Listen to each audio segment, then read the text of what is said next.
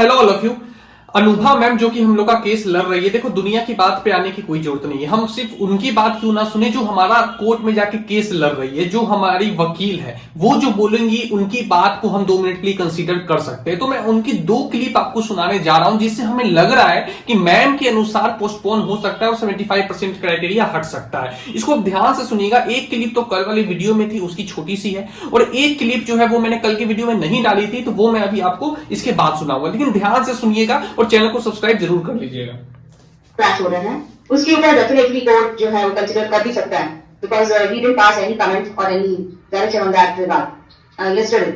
75% criteria, yes, definitely court understood our concern कि 75% criteria was introduced now because the students are preparing it, they should have been intimated earlier.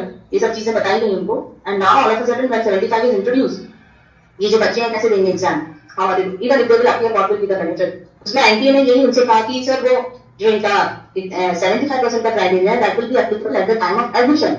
जज बोले okay, I agree to your point that 75% will be applicable, but वो इसी point पे लेके बोल रहे थे कि इन बच्चों का फिर कैसे, जिनके कम है उनका क्या होगा।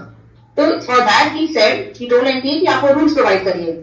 एनटीए वाज रीडिंग, उनके जो लॉयर थे उनके हाथ में टैब था। मैम की 2 पॉइंट आप याद रखिए। उन्होंने पहले बोला कि डेट क्लैश कर रहे हैं, जो मैंने वीडियो की सबसे शुरुआती पार्ट है कि डेट क्लैश कर रहे हैं तो पोस्टपोन हो भी सकता है। दूसरा पॉइंट ये कि जो 75% क्राइटेरिया का डेट क्लैश कर रहे हैं उसका 75% क्राइटेरिया जिनकी नहीं है उनका क्या, उन स्टूडेंट्स का क्या, ये दोनों पॉइंट्स को आपको ध्यान रखना है। एक और मैं क्लिप आपको सुनाने जा रहा हूं, उससे आप समझिए।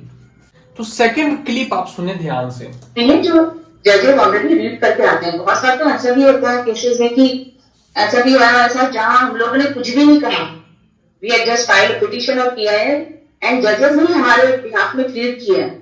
बहुत कुछ केसेस में ऐसा भी हुआ है हमारे साथ। We didn't utter a single word in the court and जजेस ने हमारे ही फेवर में प्लीड करके दूसरी पार्टी को जो है डायरेक्शंस इशू किए हैं।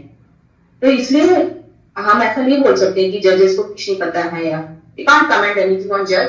सभी जजेस जो है उनका अपना व्यू होता है, उनके अपने ओपिनियन होते हैं, उसके अकॉर्डिंगली वो डिसीजन देते हैं। आप लोग बहुत सारे जजमेंट्स देखे होंगे जहां 5 बेंच या 3 बेंच जज होती है, वहां एक जज का व्यू अलग होता है, 2 जजेस के व्यू अलग होते हैं। So every human being is different, every जज is different, we can not say anything.